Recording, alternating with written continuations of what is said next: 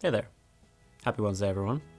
Today we're going to talk a little bit about how you can create really interesting looks entirely in camera. Taking something from this to this just using your white balance. I've never really experimented with using white balance creatively. I think for the most part I've kind of just used it, to make sure my image is kind of feeling neutral or balanced.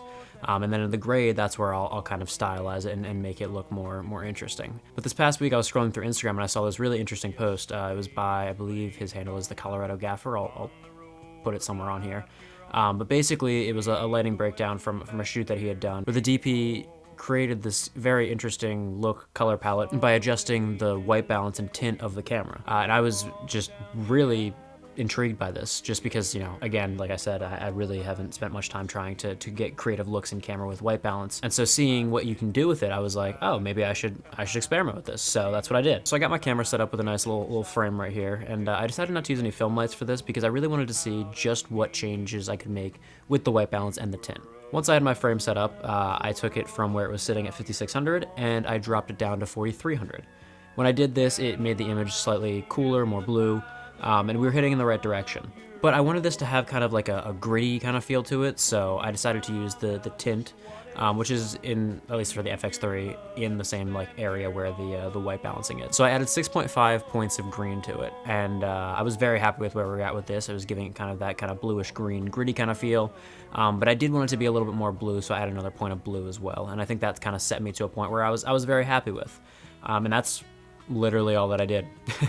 It was super simple, and it honestly gave a really, I think in my opinion, a cool look. I'll put the properly white balanced version and the stylized one right next to each other so you can see the different looks. Personally for me, I think I like the stylized version here more than I like the neutral version for this specific setup. Obviously this isn't gonna work for, most shoots. I'm not gonna do this probably on a corporate interview, but maybe for some sort of doc shoot, I would consider doing this. And it's definitely something that I find interesting. And I think that this is a more extreme example, but I think moving forward, I'm not necessarily gonna be as worried about making sure that it is technically balanced.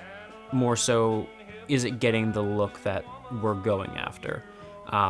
Because if I can get closer to the look that I'm going for in camera rather than doing it in post, I would much rather do that. So this is something really cool that I think I'm gonna keep playing around with. That's pretty much it for today. It's a super short video, I know, but I just thought this was super cool and something I wanted to share with you so you can, start messing around with this yourself.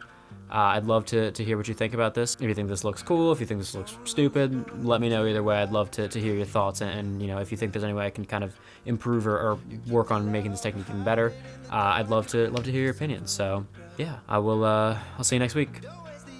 Bye. Don't put on shade, don't put a curse on any other name. Come on, lonely boy, lift your eyes, take another look around.